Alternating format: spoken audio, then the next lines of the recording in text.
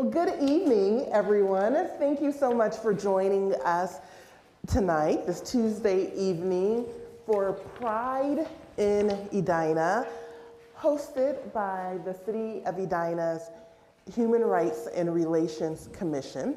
This is a part of our Sharing Values, Sharing Community series that we've been doing for several years.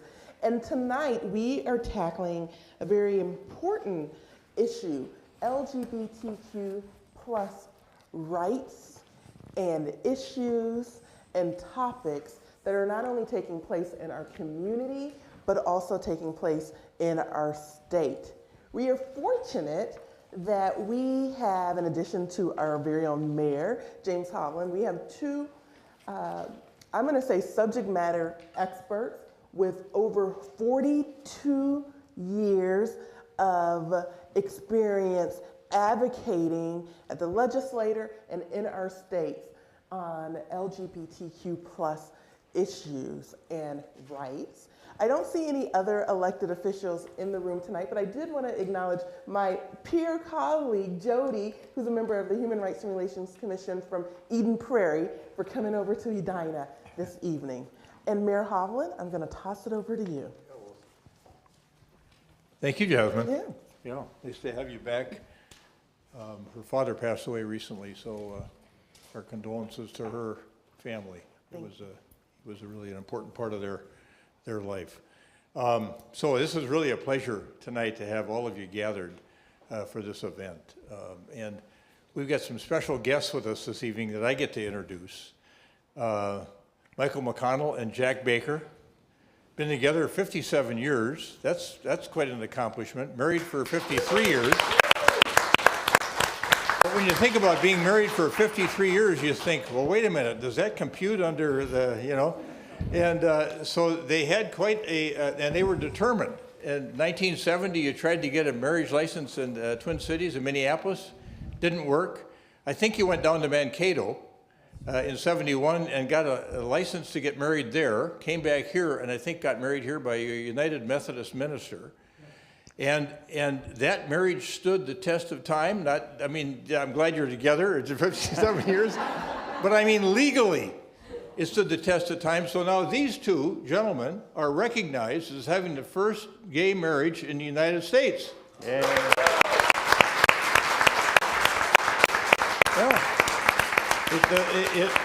It was, the legal standing of it stood up all that period of time. It was just remarkable. And so we'd love to have you comment if you want to, but we're so pleased that you could be here this evening. And we talked a little bit beforehand about, you thought, well, you've talked enough over 57 years, to each other, but you're sure welcome to say something to the people that are gathered here tonight to help celebrate Pride Week in Edina, and would welcome that opportunity if either of you care to say anything quickly.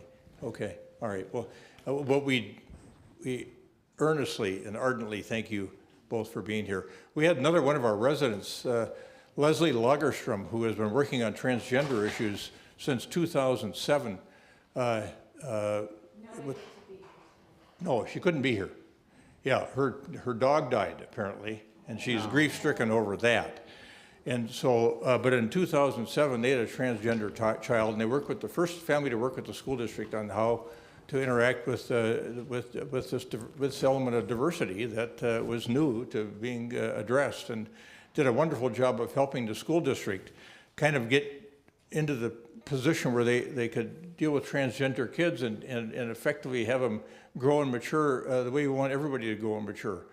So we wish her the best. Sorry about her pet. Would have been nice to have her here. She's a powerful woman and a tremendous advocate for everything that she does, and we miss having her here.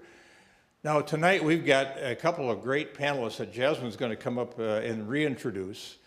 One of them I know well. Ellie and I have met at Rotary before, but Senator Dibble, Scott Dibble, and I have been involved in many things over the years. He's a great friend of my brothers-in-law, who one of them passed away about a year ago.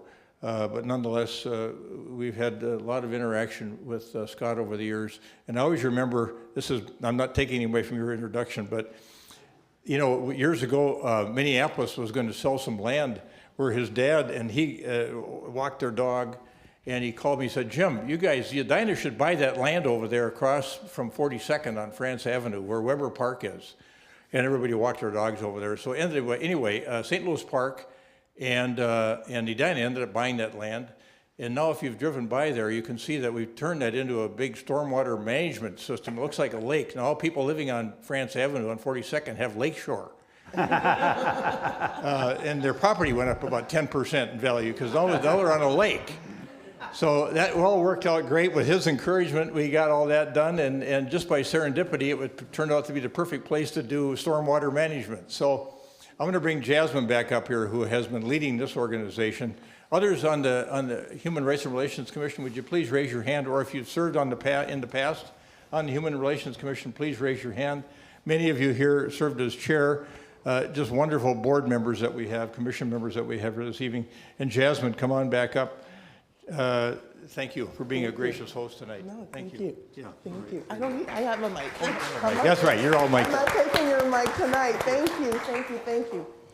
It was interesting talking to Senator Dibble when he first arrived, and I got his history in connection to the city of Edina, fond memories of his family and especially his grandmother living here. And I said, well, what happened?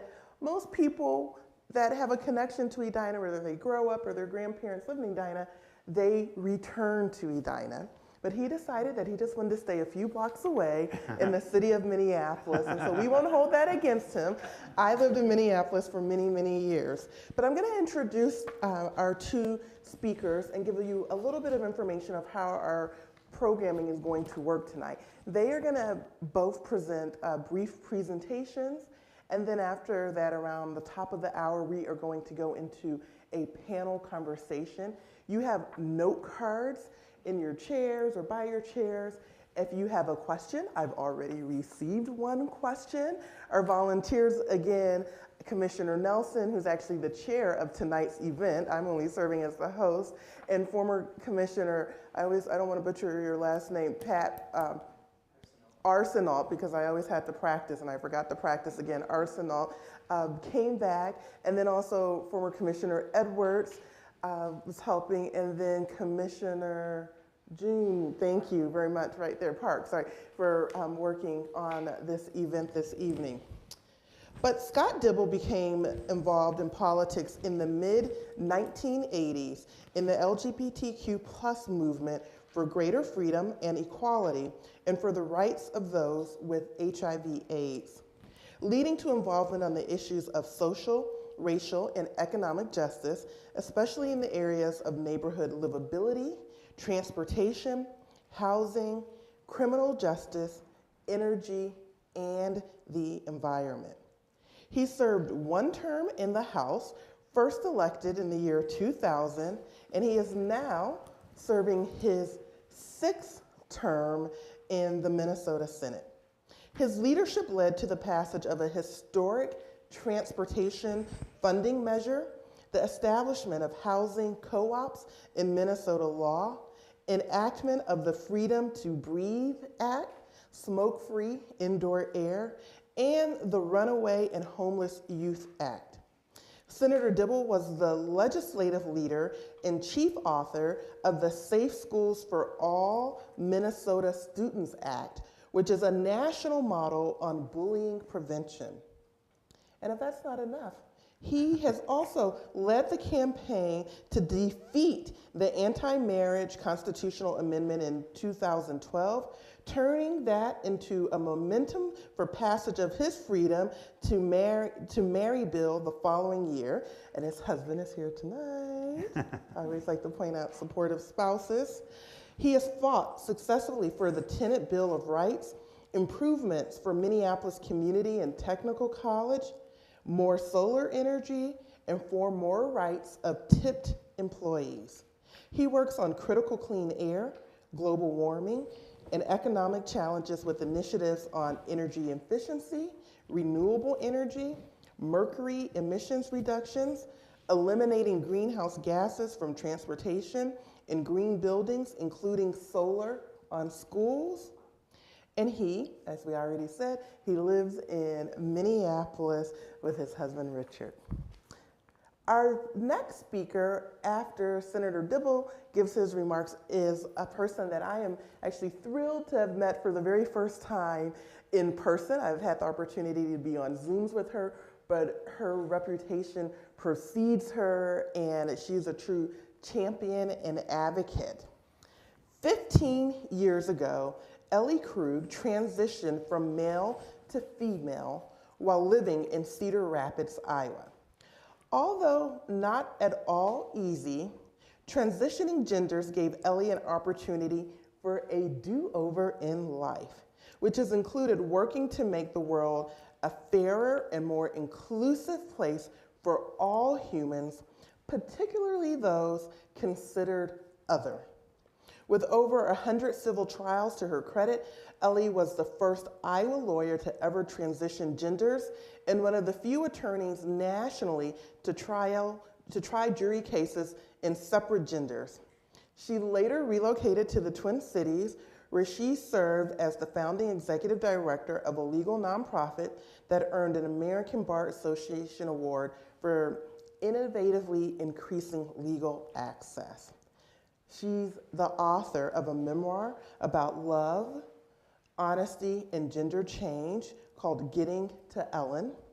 And she is presented on diversity and inclusion to government entities, court systems, Rotary clubs, Fortune 100 companies, law firms, other nonprofits, colleges, and universities. And hopeless idealist, Ellie has presented her human inclusivity training, Gay Area Thinking, across North America. She is the 2019 Business and Pride Career Achievement Award from Minneapolis-St. Paul Business Journal, the 2019 Legacy Award from Outfront Minnesota, the state's largest LGBTQ+ advocacy organization. She was also named in 2022 Stonewall Award recipient by the American Bar Association Commission on Sexual Orientation and Gender Identity. You may have heard her on the radio. Her radio show, LE 2.0 on AM 950 in the Twin Cities, has more than 250 episodes. And she is currently elected to the Eastern Carver County School Board for a 4-year term, which began in November 2022. She lives in Victoria, Minnesota, with her English cream golden retriever, Jack. Thank you, Senator Dibble and Ellie, for being here. Senator Dibble, we're giving you the floor first. All right, thank you very much.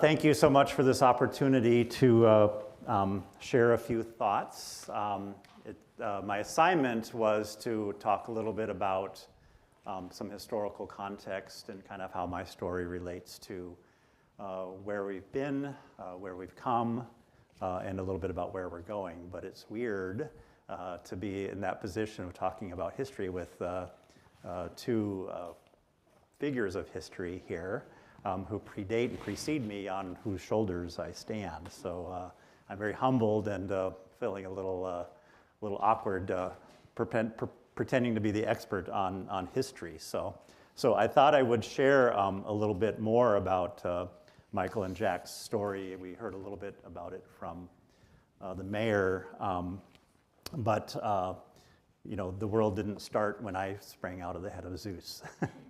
We stand on, like I said, we stand on shoulders of incredible people. So the two of them met in I looked you up on Wikipedia today, and I've read your book too, of course. I'm actually in their book too. So they met in 1966 and became committed to one another in the next year. Jack campaigned throughout 1971 and became the university student president in 1972, campaigned as openly gay. I think you wore a dress. You had a great campaign and became the first out LGBT or gay. We didn't say LGBTQ back then. Gay or lesbian student president. I think the mayor already talked about the fact that they filed for a marriage license in Hennepin County in 1970, were declined by the clerk to be given that marriage license. That's what was litigated up through the Supreme Court, that particular license, and that refusal, not the question of the marriage itself, but just the refusal to give the license is what was litigated, and that didn't succeed. But then I think Michael adopted Jack, is that right? And then Jack changed his legal name to Pat, and then they went down to Blue Earth, to Mankato, got the license there. And then Roger Lynn, an amazing human being in South Minneapolis history, solemnified the marriage in your house or in his house. And that was never contested. The marriage was never officially recorded or filed, but it was never contested. And so all these years, they were adamant that their marriage had never been invalidated. They were married, they were legally married. And then, of course, after we passed the marriage bill in 2013, they went back, and it was in 2018 that marriage license was deemed to be valid. So you're absolutely accurate in saying that they have been married since 1971. So that's an incredible thing to think that we have these men here who forged the way all those years ago. But additionally, of course, they were very, very involved in the formation and founding of FREE, which was a student LGBTQ or gay and lesbian rights group. They challenged corporations. They put pressure on school administration. Michael was unfairly basically terminated from the University of Minnesota library system and contested and stood up for his rights and won several court cases until ultimately the Eighth Circuit Court of Appeals held with the Board. It was actually an action of the Board of Regents that refused his promotion. But then Hennepin County hired him, and he had a brilliant career for 37 years at Hennepin County. He's got a couple of his coworkers who are here. And they were a part of the organizations that founded and had the first pride parades here in Minnesota. I was looking at the photo, actually, of that first one that went down the sidewalk of Nicollet Avenue, now Nicollet Mall.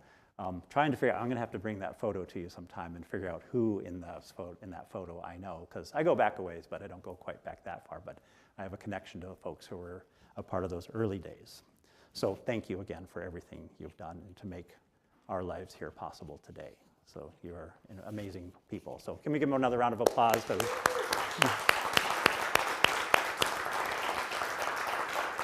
Oh, before I go on, I want to recognize Jim Nelson, who's a longtime friend of mine, goes back to when I was very, very young. We became good friends back then, and also on the Human Rights and Relations Commission, so, and helped put this forum together, and has a family connection to this community and this issue.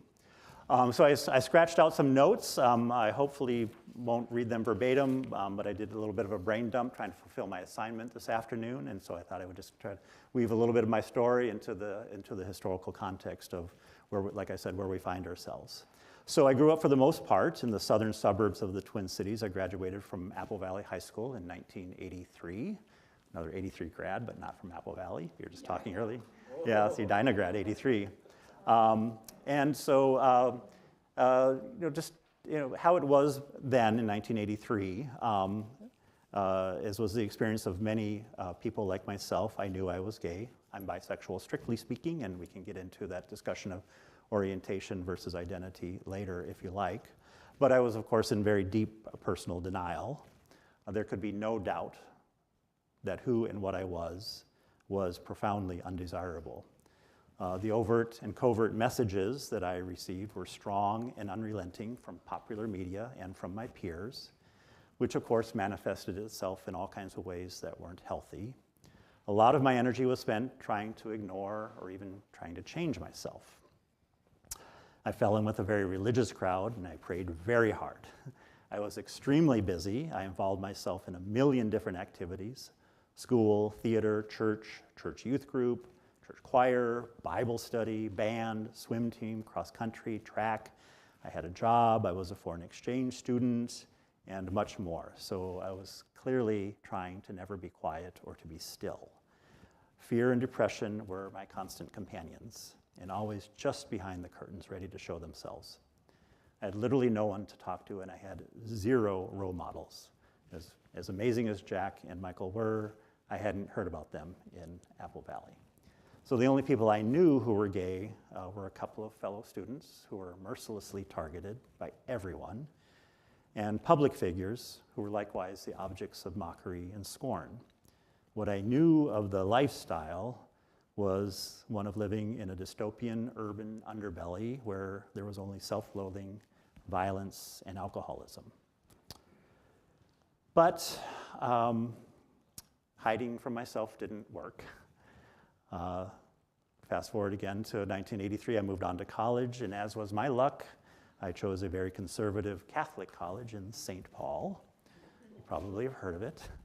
The gay and lesbian movement was becoming more and more visible and vocal, having correctly diagnosed marginalization and homophobia as the core cause of the HIV/AIDS pandemic, and the utter indifference shown by most, and those who did pay attention used it as a pretext to heap even more disdain on lesbian and gay people.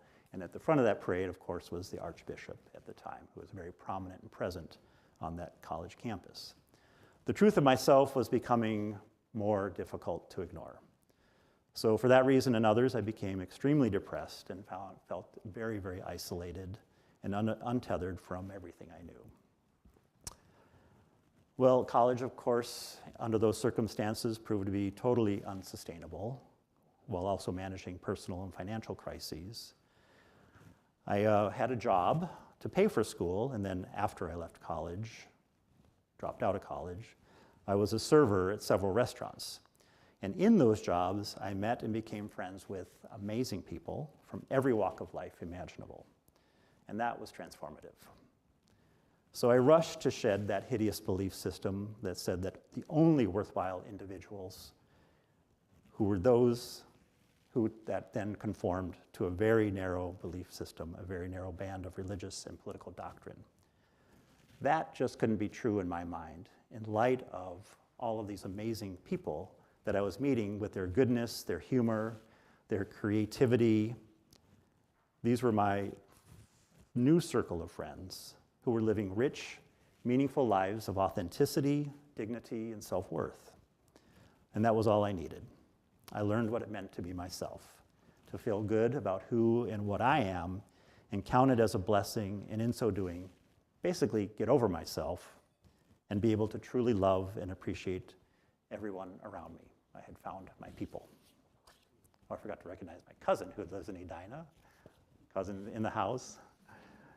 And then my eyes opened, and I began to see more clearly that a lot of things that we believe to be true about our country and our democracy aren't so. I touched on it earlier. We were living in the midst of a dire pandemic. So by 1987, the first time Ronald Reagan had ever uttered the word AIDS, already 21,000 people had died. Think about that. He took office in 1981. The first cases of HIV/AIDS showed up in June of that year. He was the president through both of those terms. He was at the end of his term, and it's the first time he ever acknowledged this devastation that was happening in his own country. So I became very angry. People were getting sick, dying, getting fired, losing their health insurance, losing housing, being ostracized from their home communities and their families, and the public, who was being fanned into a moral panic, was becoming ever more fearful and ever more hostile. So the LGBTQ community responded in many ways and on many fronts, and my story is woven into a lot of these strands. Probably first and foremost was a huge push to come out of the closet. Hiding, living a so-called respectable life, had proven to be an extremely elusive way to protect oneself. It didn't. It was a failure. The opposite was achieved. Anecdote and research showed that public opinion was moved when people knew LGBTQ people personally in their own lives. Plus, living a duplicitous life was shown to be very, very bad for your health. An effective response was mounted to care for those who were dying, care for those who were sick, an effort at effective public health education for the community, itself for others who were disproportionately affected by HIV/AIDS, and the public at large was also mounted by the LGBTQ community. And community-based institutions where people could go to get what they needed, legal advocacy, housing, meals, and so much more were created. And then the LGBT community began a huge push to put pressure on systems and institutions that were supposed to be there to respond and to serve everyone. Because everyone means everyone.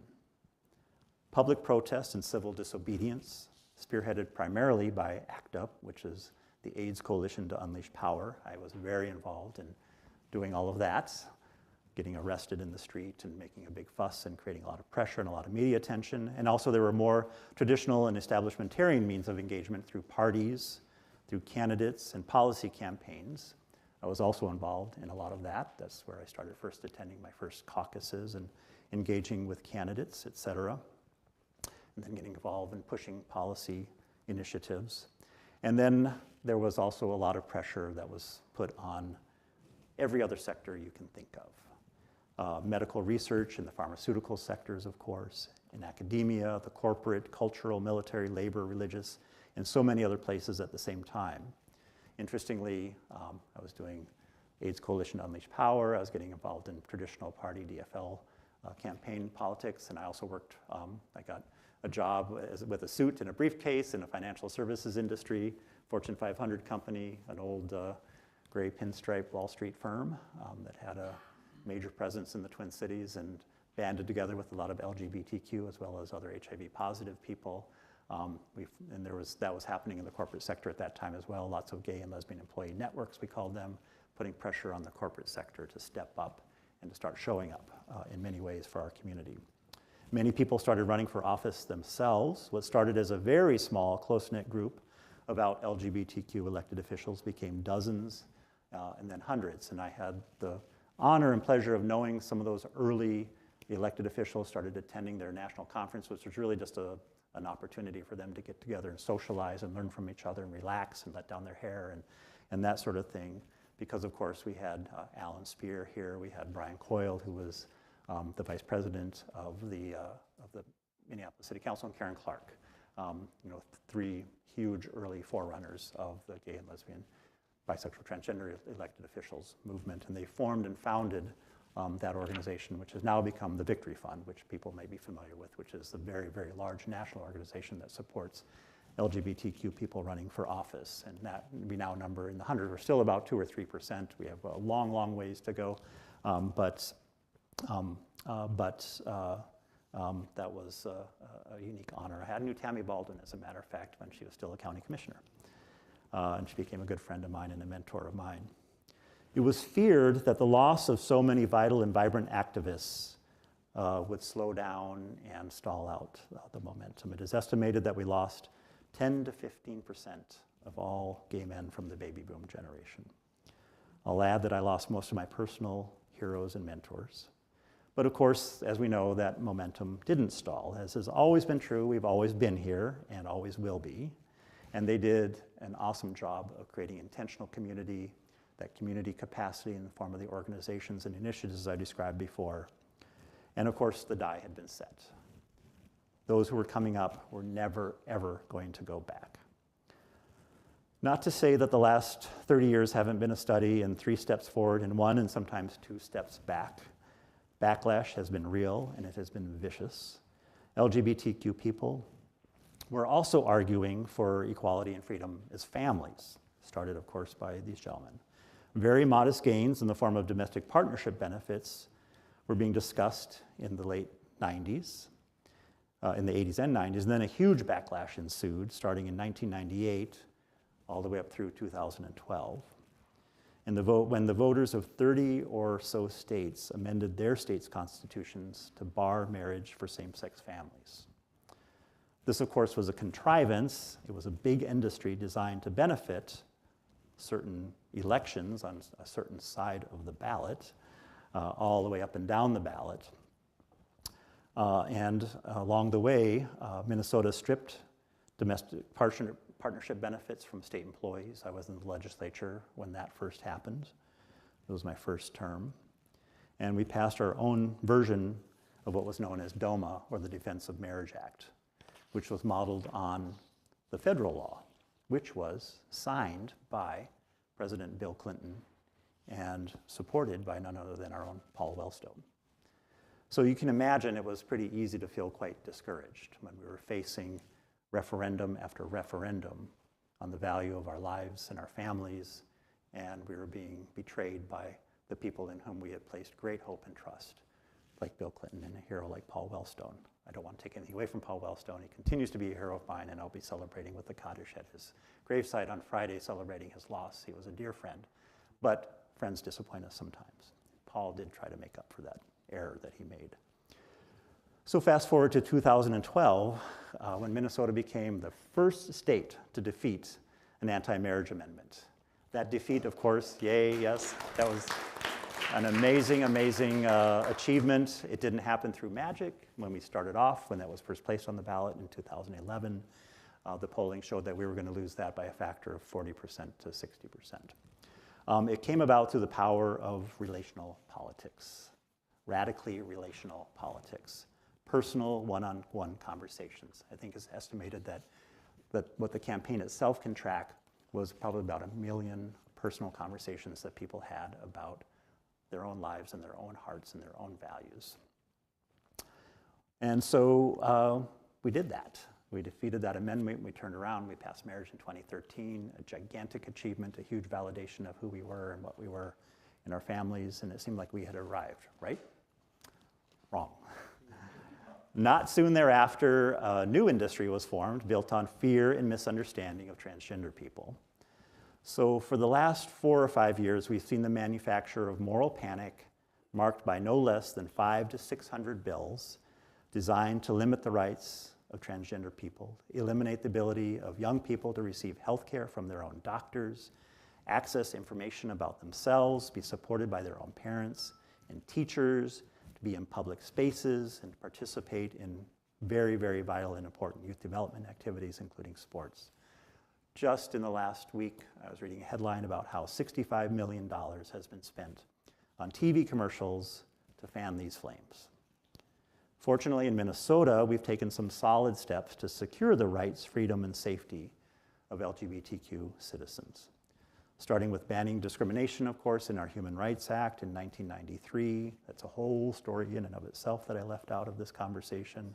It's very, very interesting, including repealing Anita Bryant's repeal of the St. Paul Ordinance, which was one of the first in the country, which then positioned us then to pass our statewide initiative. The state courts invalidated sodomy laws in 2001. Then in 2013, of course, we passed the Freedom to Marry, followed by our bullying prevention and response law, which we passed in 2014. Then the most amazing thing happened in 2022.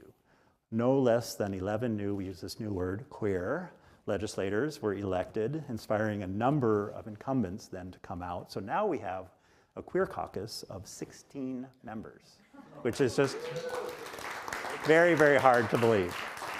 I wasn't the first, but I was among the first. I was the first out man elected to the House, and then served as the only out person for many, many years in the Senate, and I had my friend Karen over in the House for a long time. And so we were the caucus, the two of us, or sometimes there were 3 of us. So to have 16 just amazing people with amazing life stories and lived experiences and leadership abilities, all kinds of different perspectives, fully half of whom are either women or non-binary people of color. It's incredible.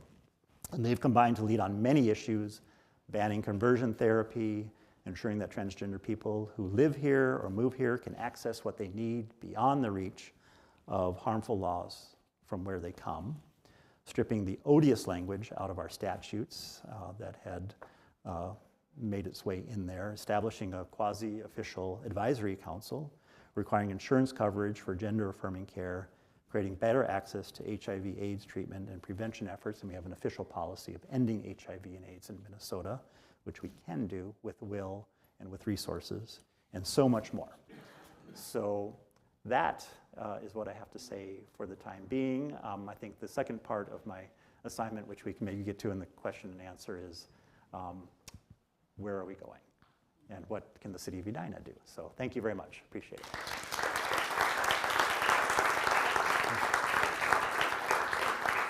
I want to give you a hug. Thank you so much, Thank you.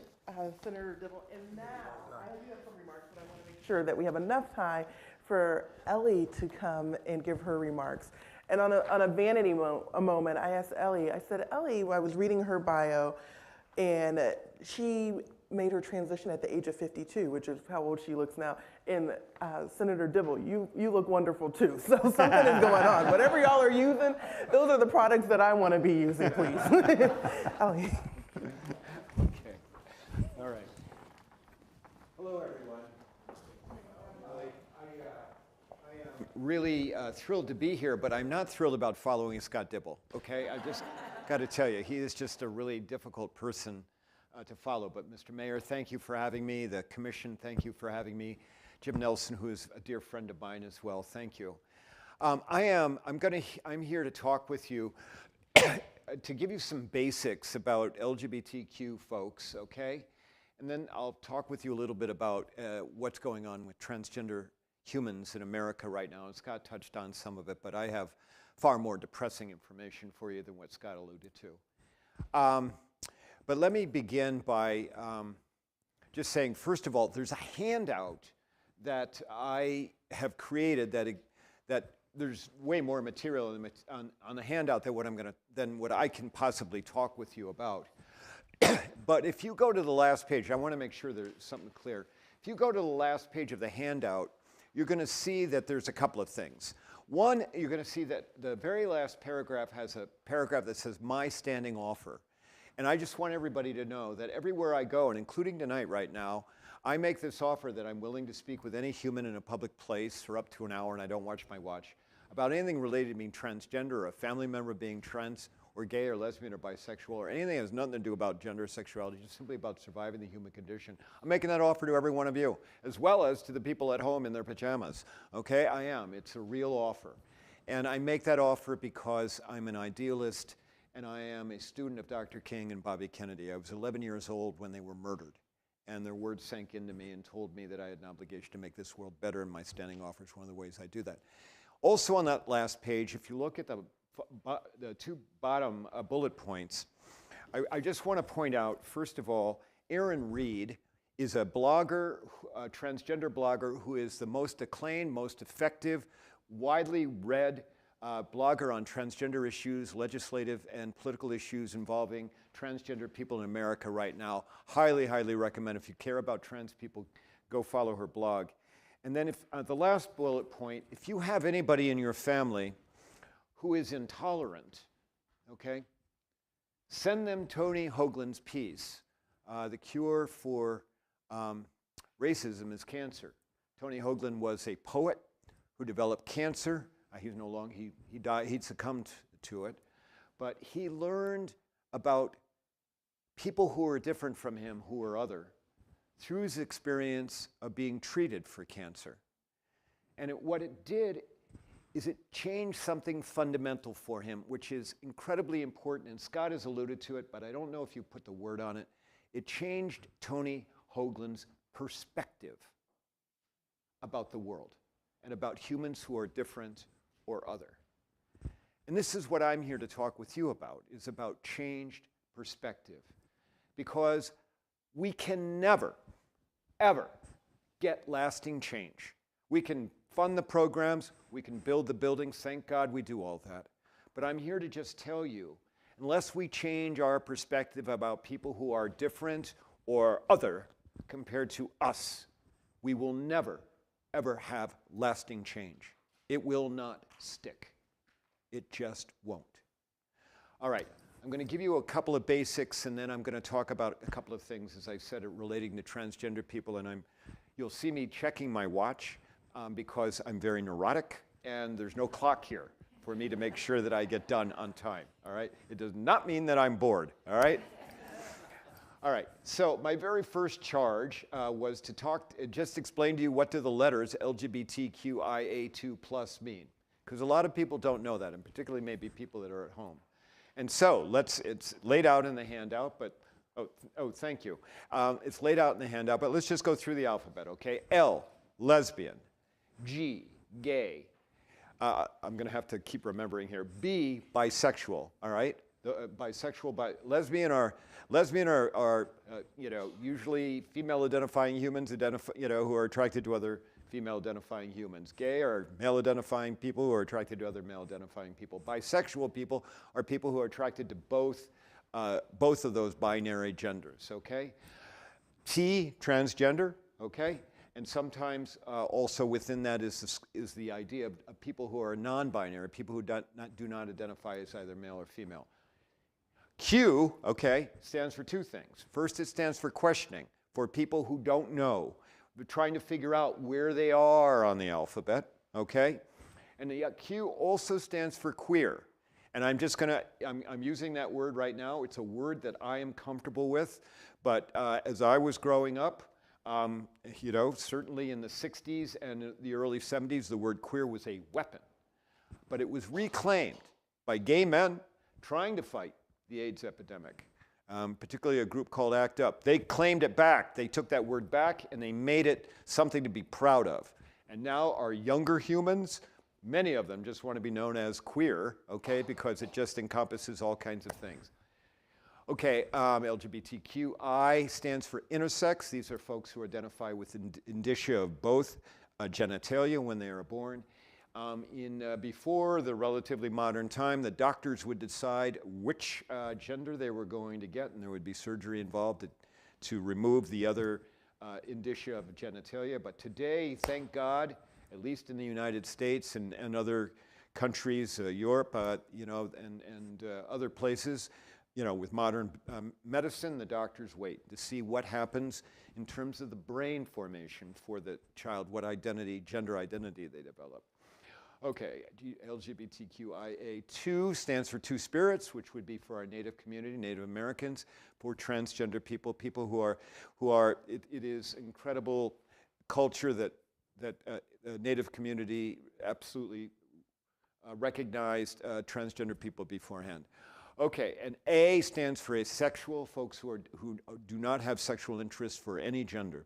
All right, and then the plus at the end stands for all kinds of other identities that are not necessarily identified with all the letters. I don't go through that whole alphabet. I say LGBTQ+ when I talk about it, or I say queer people generally because it's just a better shorthand. All right, two other phrases, two other things I want to identify. One is the phrase inclusivity.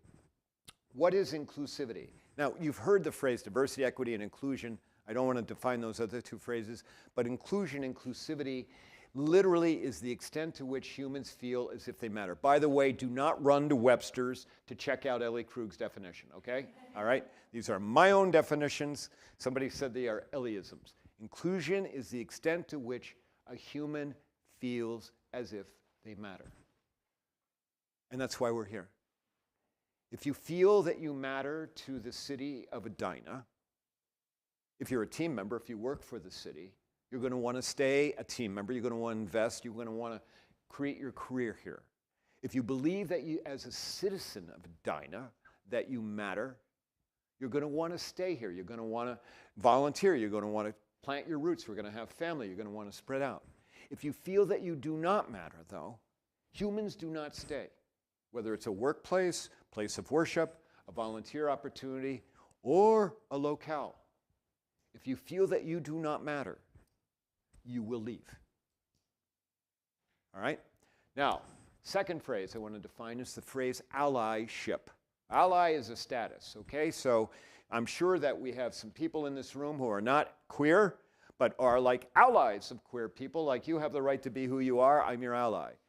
Allyship is action. It's a form from moving from status to doing certain things. And I don't have enough time to give you all those things, okay? But allyship shows up in a variety of ways. It shows up in policies, which I'll talk about maybe when we have our Q&A. It talks about allyship shows up in the form of advocating for other people, speaking up for them. But what I specifically want to do is also mention that allyship shows up in the form of symbols, right? And I am not comfortable always just being a talking head, so here I have a question for the audience. And feel free to shout it out, and I'll repeat it so that people can hear it. On the most basic level, okay? I am like talking most basic level. Imagine a 5-story building. I'm talking about the basement, not the penthouse. On the most basic level, what does the rainbow represent for queer people? On the most basic level. Come on, shout it out. What do you think? Belonging. Nope, that's on the 4th floor. Well, it may have, but no. What does the rainbow represent on the most basic level for queer people? No, you're on the 4th floor. 5th floor. No, it represents safety. Safety. So if you are queer and you see a rainbow somewhere, that tells you a couple of things. First of all, somebody has thought about you. Somebody has anticipated that you are going to come. Secondly, somebody may have had to go to trouble to get that rainbow in a space. They may have had to plant their feet in the ground saying, we are going to do this for queer people. And thirdly, it represents, for me and for other queer people, I will be okay in that space. I will be all right there because somebody will protect me. Now, why is that important?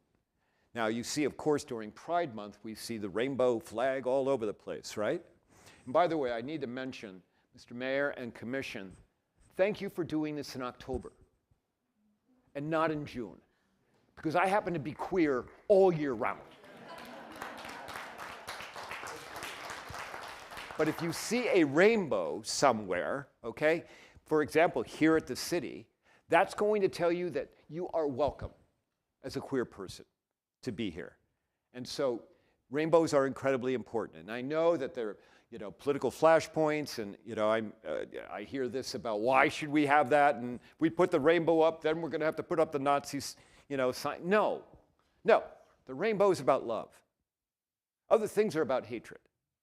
That's all it is. It's not about grooming. It's not about ideology. It's just about saying, we understand that you have the right to exist and be you.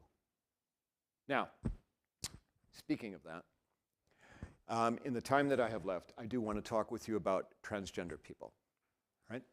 I happen to be trans, of course, and and by the way, I should just note that for some of you, when you heard my voice for the first time, you gave me kind of a look, and that's all right. Don't worry about it. I won't call you out on it, Joey.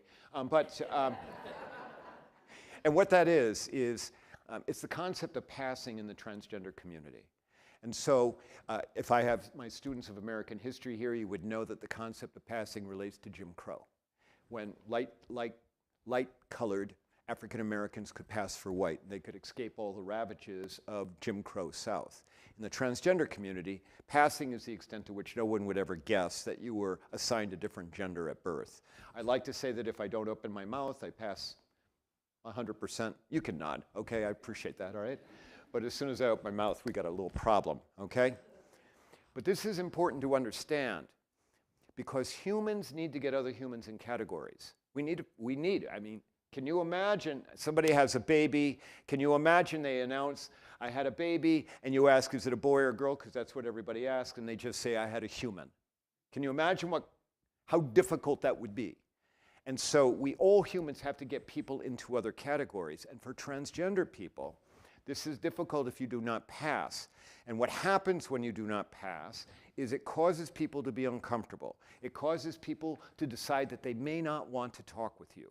It certainly causes people to decide they will not hire you. And it may cause them to decide it's a lot easier now to pass a law against you. So I want to give you the state of is this going to work? Am I on? Yeah. Oh, that's great. Okay. All right. This is from April, and there's a program called Mapping a Prejudice, which documents what happens legislatively in America. I just want to give you an idea. As of April of this year, there were 526 bills that were against transgender people across the country. All right, so like totally across the country, 526. And then later on, by the end of the summer, it's 550 bills, okay? I mean, so it just keeps going. But this is what I want you to see. In America right now, so I'm watching my time. Scott talked about this history of queer people fighting established laws, fighting, Jack and Michael, you fought established laws, established social stereotyping, all of that stuff. For transgender people right now in America, this is different because we are fighting new laws. We are being targeted. I mean, the legislative season, we're targeted multiple times every day with new laws being introduced. And right now in America, 26 states, it's not up to date, that's as of earlier this year, 26 states have banned transgender kids as young as, 10 years old up to early teens from getting gender-affirming care. And if you have any question about what gender-affirming care is, and I don't have enough time to go into it, the only thing I can tell you is what it does is it helps prevent children from going through puberty. And for a transgender girl, what it does is it prevents that transgender girl from getting this voice. And while I joked about it a little earlier, let me just tell you, this voice does nothing for me to have a romantic relationship. Trust me, it has been problematic. But it also puts me at risk. Because if I speak at the wrong time, at the wrong place, to the wrong people, I could be physically at risk. That's what gender-affirming care does. It prevents transgender girls from getting this voice, from getting, this kind of stature, all right? So, 26 bills on gender-affirming care. I don't know if I have another slide. Hold on a second. 10 minutes, okay, all right. Okay, and then put that aside, another 26 states, so 26 states saying, I don't care, as a legislator, I don't care if you've been getting hormones, I don't care if you're seeing doctors, it has to end. Like end. It's not like it's grandfathered in. It's like I've been getting hormone blockers, I've been getting hormones for 2 years, and now the state of Iowa says I can no longer get those. I am out of luck. Because the government believes that it has the right to dictate what treatment, what medical care transgender people get. All right? All right. Now that's, hold on, I do need to look at my notes here. So that's 26 states banning gender-affirming care. We also have 26 states that have banned student athletes, transgender student athletes. Now, we are talking from kindergarten all the way up through State University senior year, banning transgender girls and young women from participating in sports. How many people in this room, sports was important to you growing up? Raise your hand. How many? I got a lot of, yeah, okay. All right, so can you imagine, it doesn't matter it's important to you. You cannot participate because the government has decided that you have lesser rights than other people. Hold on, though. It gets even worse than that, okay? 8 states have banned adults from getting gender-affirming care, like prescriptions and hormones and certainly surgeries, okay? Adults in 8 states who receive Medicaid, right? That includes our neighbor to the south, Iowa, my old home state. On top of that, right now, there is a movement, so pay attention because there's a movement to revert. And what revert means is to go back.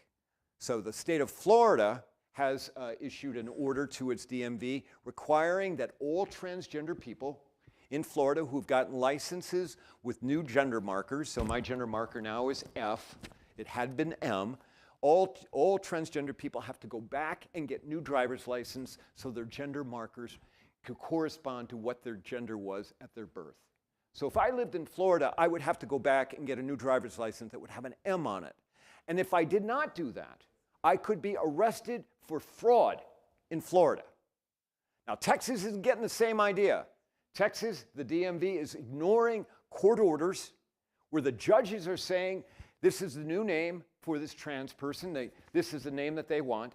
And the court order specifying that the Texas DMV has to change the gender marker. Texas DMV is ignoring all of those court orders. And they have suggested to the Attorney General of Texas, who is not a very friendly person to transgender folks, that they are willing to cause all Texans who are transgendered to revert, that they have to go back and turn in their driver's licenses. Missouri is going to get in the way. And Scott talked about it, and I will stop here in a second. Scott talked about it, and I want to reiterate. We are in the midst, right now. Now, Ronald Reagan couldn't be brought to say the word AIDS, but at least Ronald Reagan wasn't going on TV and saying that transgender people are sick. Excuse me, saying gay people were sick. He wasn't doing it. He wasn't going out advocating that gay people, couldn't have certain rights. I mean, of course, it was a different landscape at the time. But here we go. We have a political campaign going right now where literally one of the presidential candidates is going across the country demeaning transgender people and coming up with this cockamamie, and I am on the record, you can quote me on that, claim that children are going to school as boys, like, public school, and coming home the next day or later that day as girls. That is crazy. But he is doing that. And I have to tell you, one last word. Fear. Fear. And what is the fear? Oh, we know what we're dealing with so far, which is horrible. The fear is, what is next for my community? What is next? What will they do next? So, I didn't mean to depress you. However, I would be shirking my responsibilities if I didn't lay it out. This is dramatic. My community is literally fighting for its life in this country. Thank you.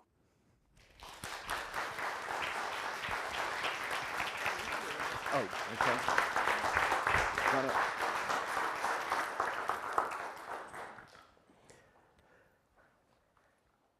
Both were so great, and I don't know if we have any questions coming in. I do have one question already. I was going to sit here. Oh, you're going to sit there. Yeah, unless you want this chair. Nope. I'll go where I'm told. I'm a good Catholic boy. But I do have a question for you, Ellie, as you mentioned the urgency and impending or potential danger. As a person, I consider myself an ally, and I realize that that is an action verb. What can we do, all of us do, in this time of misinformation, just incorrect information? How do we combat it? Well, thanks for that question. I mean, one of those things is to get on that blog by Aaron Reed that's on the handout, because that way you can keep up with what's going on. But you can also support organizations that are supporting transgender people. You have the Human Rights Campaign, which is the largest LGBTQ rights organization. There's the Transgender Center for Equality out of Washington, D.C. You can contribute to them.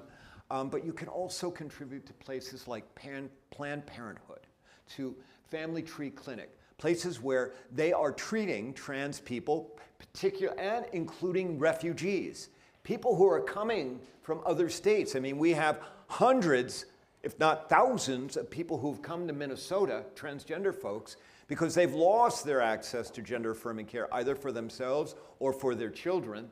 And they're coming to Minnesota because we are good people. We are.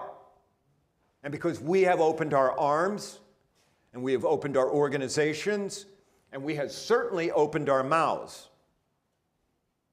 So that's what you can do. Okay, thank you. So the first question I have, which I see all the time, language. Language is so important in our society.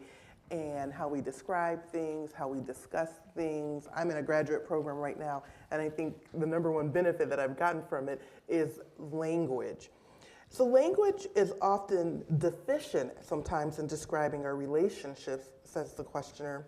What is Ellie's preferred way in describing her relationship to her daughters?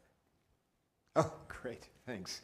Well, so I have 2 daughters. I have 2 adult daughters, and my pronouns generally are she and her, but with my daughters, my pronouns are dad. Well, actually, that's what they call me, but they use female pronouns. They will do that, but they'll also call me dad, and that's because I am their dad. And they lost a lot when I transitioned genders, and certainly I wasn't going to take that away from them. And how old were they when you transitioned? They were 16 and 14, so it was not easy. Thank you. Thanks.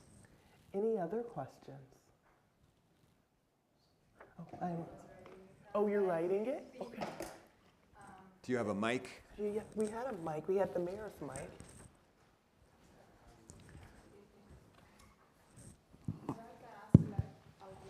Yep, we're going to bring you a mic. Thank you. I think my question is related with what you talked about changing perspectives.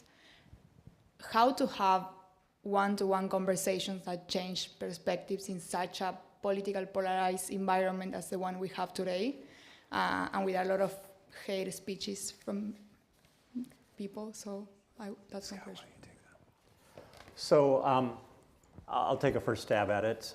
So I can talk about how we engaged around the marriage campaign.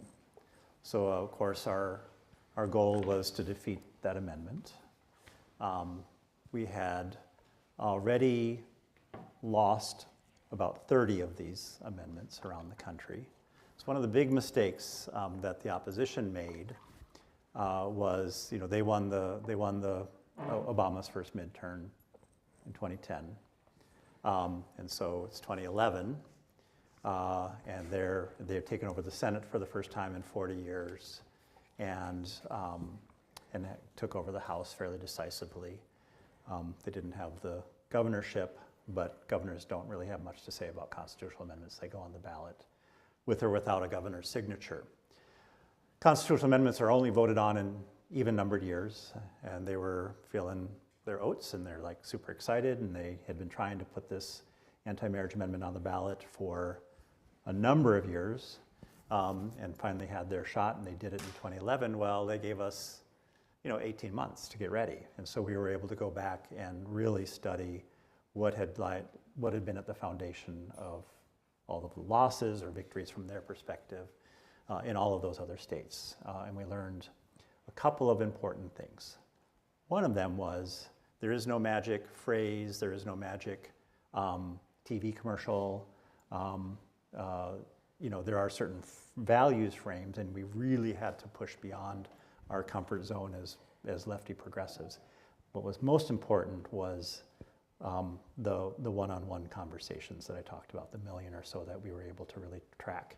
And the hallmark of those was really inviting people into a conversation by asking them questions about what was important to them in terms of life and family and love and commitment and freedom and responsibility, and really draw them out into a conversation in a way that was really rooted in compassion and love. And that's hard. That's easy to say. That is really, really hard to do, because imagine, I don't know if you know this story, Sarah. Sarah's my cousin, but I was going around to all of the people in my community saying you need to have these really hard conversations with your family, with your mom, and they might not say the things that you want them to say.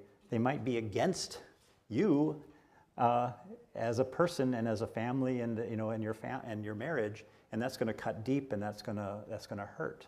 And so the second thing we learned was it's not always the first conversation. Sometimes it's the second conversation or the third conversation And so you have to leave those conversations in a positive way, not use words like hate, discrimination, homophobia.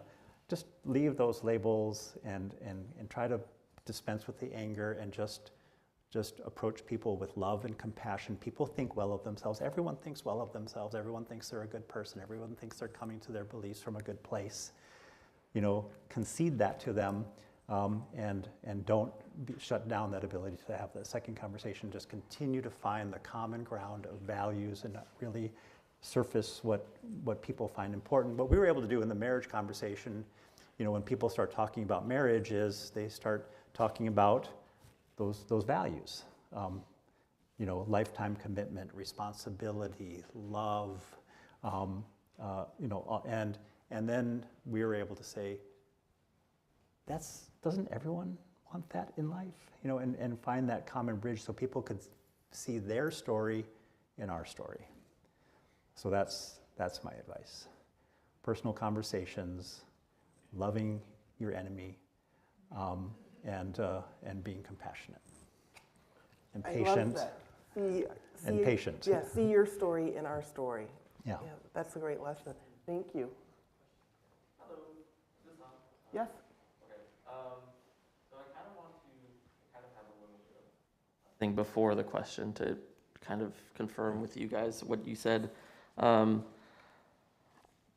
Senator Dibble, you said something about being, I don't know if you were arrested in the streets in the 80s while working with ACT UP and stuff, or just like saying other people were, because they were, right? And then also, Ellie, you mentioned that we're fighting established laws, right? So I wonder if you guys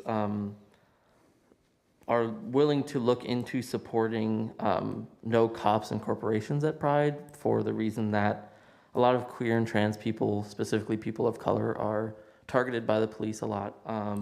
And instead of using police, maybe community volunteers who are queer and who have been trained to focus on protecting the community. And then for corporations, maybe focusing more on queer and trans businesses and supporting them in their lives in the city of Edina. And I kind of wanted to see what you guys thought about that. So to confirm, yes, I was arrested as an activist by the police, and actually treated very poorly. And my husband, or then husband, we weren't married, but long-term partner, was treated even worse, and suffered fairly serious trauma that took a number of years to recover from. Your question about banning police from the Pride Parade, I think, is a complicated question. It's not easy to answer, and I think warrants a longer conversation. I do understand, because I've had that, I've had that experience with police myself, and a big part of my early activism was uniting with communities of color who had been brutalized by the police, and in search of police reform. I don't want to get too deep into it, but I do think there's also a role for working with the police department in changing policing, and a big part of our early work was encouraging cops on the Minneapolis police force to come out and to bring the police department along, because outside of Pride Parade, we also need the police. We rely on the police for a lot of public safety services that impact our lives directly. There's a whole complicated conversation about domestic abuse, for example. We need to have those conversations about when cops arrive at a scene of domestic abuse, when it's same-sex couples, and that sort of thing. So I want to continue to have the conversation. Maybe there's and I do know that there's been conversations with the Pride Committee about maybe having police, but back a ways, or not so explicitly uniformed, et cetera, and using more community-based security.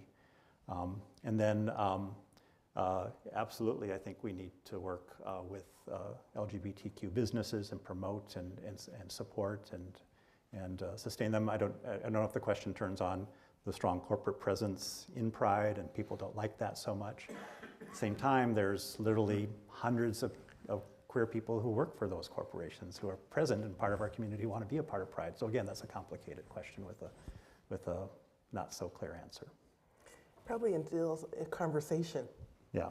It needs to have a full conversation with all of the folks who have a stake in the answer. The only thing I would add, other than what Scott has said, is there's a practical issue about Pride events, other events, where you want to use volunteers to do security.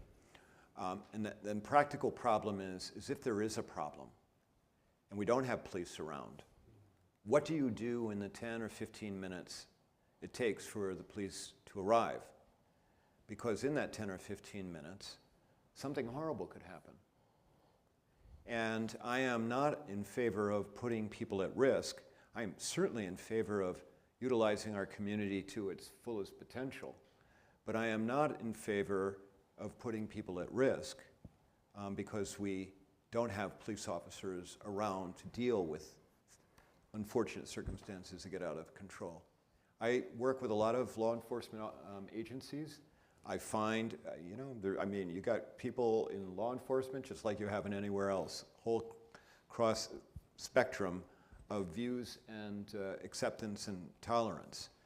But I also find that if you can get past the veneer with a lot of law enforcement professionals, and you can talk to them human and see them as human, you'd be surprised at what you can accomplish and how views might change. You know, another question that I had for you, Senator Dibble, is as we are preparing for a new legislative session, and Ellie had that powerful map, those two graphics, I was actually surprised to see Minnesota in blue because I thought we were very welcoming, very inclusive, and it seems like we do have some anti-trans law. Was it only anti-trans or was it anti-LGBTQ plus? Both laws. Bills introduced. Bills introduced, which was a shocker to me sitting here. But what is on the horizon for this upcoming legislative session, and is there anything that we as allies or aspiring allies or people with a genuine concern need to be made aware of? You go, because this is more your bailiwick. All right. So, funny you should ask, I have a little list here. I saw it, so you do it. So I didn't actually cover all of the great things that were passed last year. And I can go back and try to remember some of those. So some of what we want to work on would be taking the next step in some of that legislation that we got to start on last biennium or even previously. And some of that is just, the work never ends in terms of making sure that we're as inclusive and as welcoming and affirming to people as we possibly can be. There's a lot of discussion, of course, about the Equal Rights Amendment, and we lack equal rights in our state's constitution. And there's a conversation about making sure that foundational guarantee that we have that's affirmed by the vote of the people, that's what the Constitution is. It's the fundamental foundational document of our democracy because it's not legislators who dream it up and make it happen. It is the voice of the people, making sure that when we talk about equal rights, we're talking about equal rights for everyone. So we call that inclusive ERA. We talked about ending HIV and AIDS in Minnesota, which we could do in fairly short order if we were able to really deliver the kinds of services and the kind of resources that people need. The fact of the matter is that we have it within our grasp today.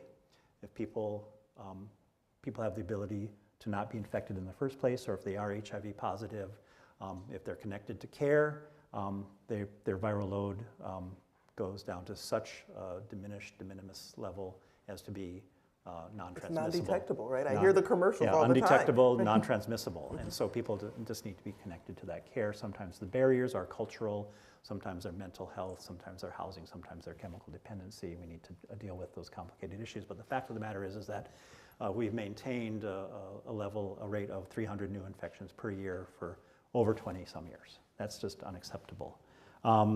We talked about the Safe and Supportive Schools Act, which I was the chief author of. That's the anti-bullying, bullying response, bullying prevention. The fact is that young people are still experiencing bullying. Sometimes that's, I think some of that is attributable to the dynamic that Ellie talked about. You get 500 bills. That means a lot of very powerful people are sending a very strong message to our society and to young people that certain people are worthy of contempt and disdain. And so young people are feeling that and living that every day at the hands of their peers. And so we need a much, much more effective response to changing culture, preventing bullying, and responding effectively to it when it does occur in young people's lives. So we have to revisit that package of policies. There's a lot of confusion in our state courts and among attorneys about of our families vis-a-vis our children, even though when we passed the marriage bill, we made it pretty clear in that bill that all parentage rights are to be construed as having equal footing, regardless of the gender of the parents or the gender of that family. But there's still a lot of confusion, so we have to go back and do a lot of clarification of the laws just to make it super clear to these judges and some of these family law attorneys what we're talking about when we're talking about making sure that people are dealt with an even keel and an even hand, regardless of how their family is construed. And then, we need to make sure that we have this trans refuge state. We have hundreds of people coming to the state, putting a lot of pressure on Family Tree Clinic. My husband is on the board of Reclaim, which provides counseling services to young queer people, and as well as support for their families. We have Transforming Families, which provides support to parents and families with transgender kids. They're being stretched very, very thin, so providing support. Plus, we talked about the Attorney General in Texas. Well, he has now started charging providers with crimes, and he is going after those providers. He's charging them with crimes, and they're starting to face a lot of legal consequences. And the way he's doing that is by going into some of the prescription roles, because certain kinds of hormone treatments are called Schedule III, and the DEA and other law enforcement officials actually can bypass the privacy laws and find out who's getting these prescriptions, where they're being prescribed, and they actually have reach into lots of other places, including our state. So we need to lock that down and make sure that people are safe and secure from the likes of Ken Paxton in Texas when they're in Minnesota. So we need to strengthen those laws. And then senior citizens, there's a whole package and basket of policies that we need to look at to make sure that LGBTQ seniors, particularly those without the kinds of supports that some of us might have through our children and others, that we're well cared for, combating loneliness and making sure we have the kind of advocacy and fair treatment in the institutional settings that we might find ourselves in. Thank you. Just for starters. Okay. Another question, and this is why I asked the mic to be given to you, Mira Hotland, because I want everyone to feel free to chime into this. What should cities be doing to advance protections for the LGBTQ plus community as opposed to the state? Or what can cities do to show allyship? So I don't know, as a state legislator, if you have any ideas, but this is at the city level, not the state. Yeah, that's a great question. It caused me to think back in time when we were one of the first cities to have a domestic partner registry. We were one of the first cities to endorse the gay marriage amendment, I think. And so there are actions you can take, even things like banning smoking in public buildings. We kind of led the way amongst cities in some of those areas. So to think about what we could be doing in this particular area is something that we would probably request the Human Rights and Relations Commission take up as an issue and bring some ideas to the council as to what we might pass from an ordinance standpoint or a policy standpoint that would be consistent with the type of humanity we've expressed in the past, and making sure that this inclusive, we're not just talking the talk about inclusion, but we're really walking the walk with inclusion. So I'll throw it back to you and Jim Nelson and everybody else that's worked on the Human Rights and Relations Commission to think about that in your work plan. Thank you. Well, I would suggest, I think the Human Rights and Relations Council has taken this matter up as a discussion has made some recommendations. I think you have some input into your comprehensive plan with respect to inclusion and non-discrimination across many subjects, including LGBTQ. So I would strongly encourage you undertake a working session and or a public hearing process to engage the community and solicit their ideas, some practical suggestions, of course. I think Ellie probably has some. Ellie talked about the rainbows. Rainbows are very powerful. I have that in my little list here. Yeah, we have a question about that If a rainbow too. shows up in a window, if the Edina police over there, there's a little rainbow in the corner of the window, that would be very, very prop for you. powerful. All right, there we are. And there's All are stickers welcome. in the back that everybody can take home know. with them. And so, So of course, the foundation of this conversation is making sure you have non-discrimination ordinances, but also that you have the training that goes along with them and the follow-through in the form of enforcement and measuring, making sure that there's some accountability around those non-discrimination ordinances, and also that those statements of inclusivity and equal treatment show up in city documents, in a variety of places, so that it's there. It's either a placard in City Hall or it shows up in the documents. I'm sure it probably already does. Making sure that you have LGBTQ liaisons in your police department and within the city government itself.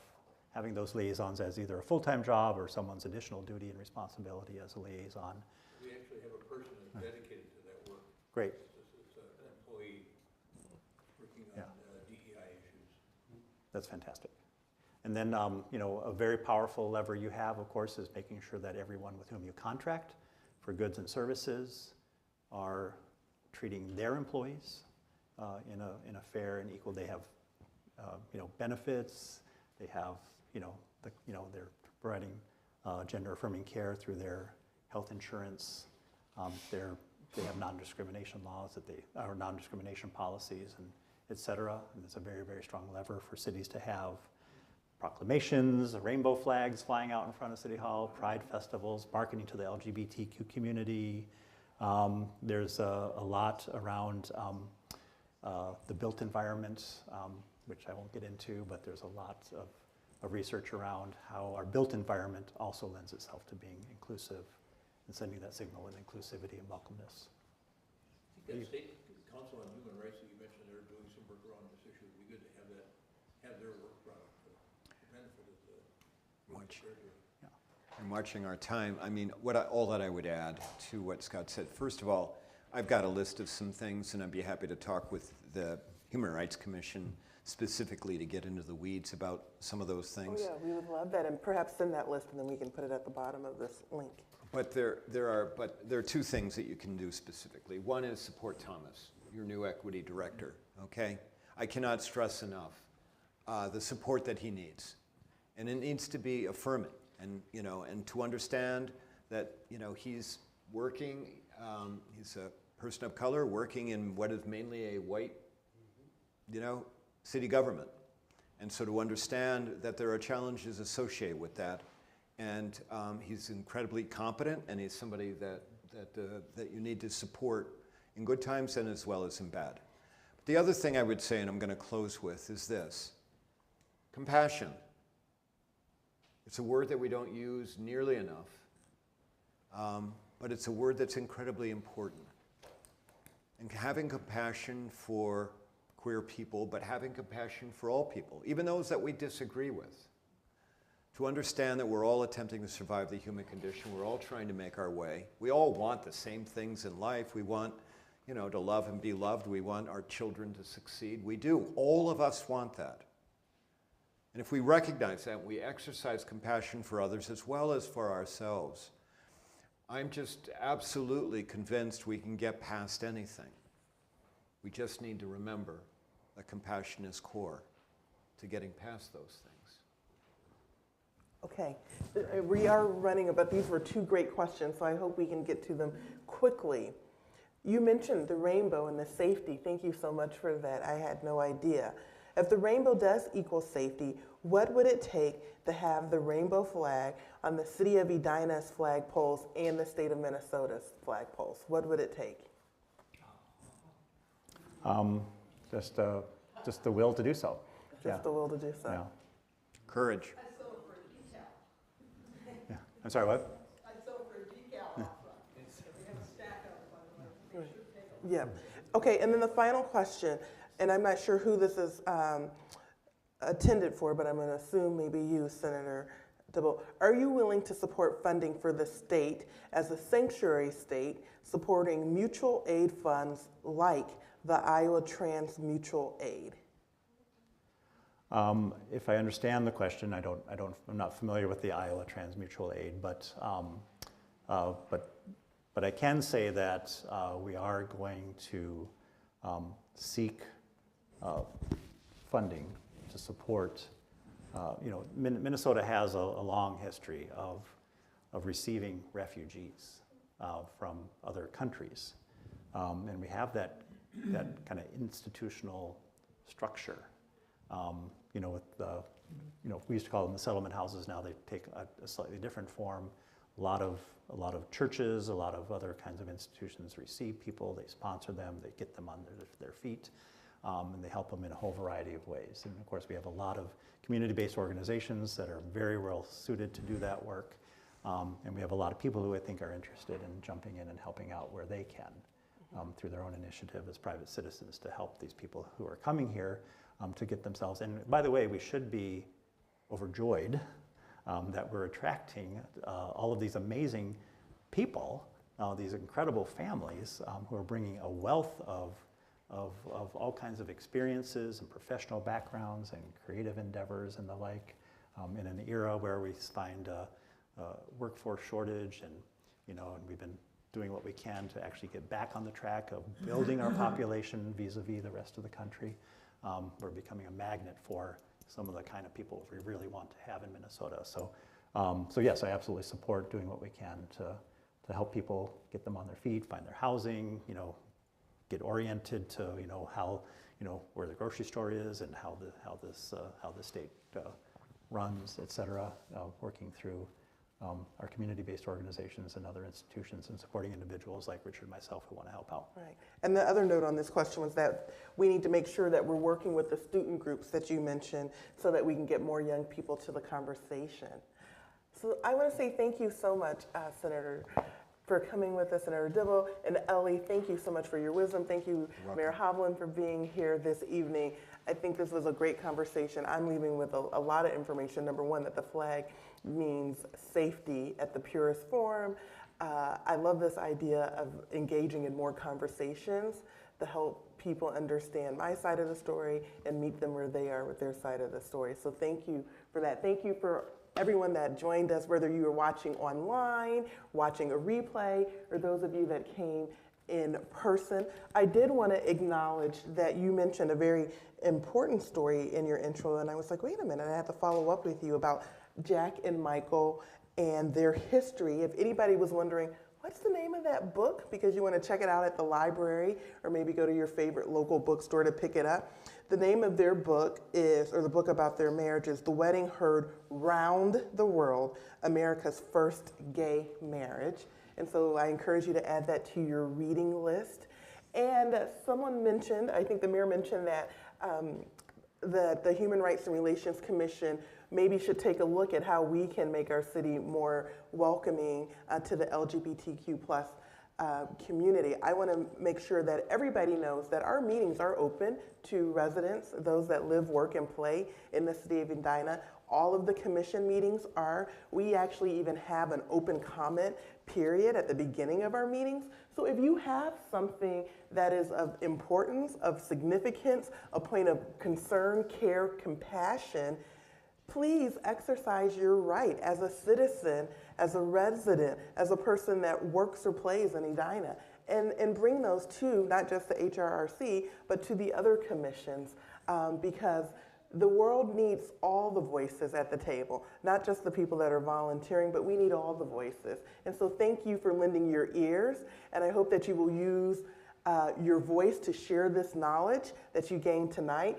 The links to this program will be available on the city's YouTube station and also on Facebook. So what do they say? Sharing is caring.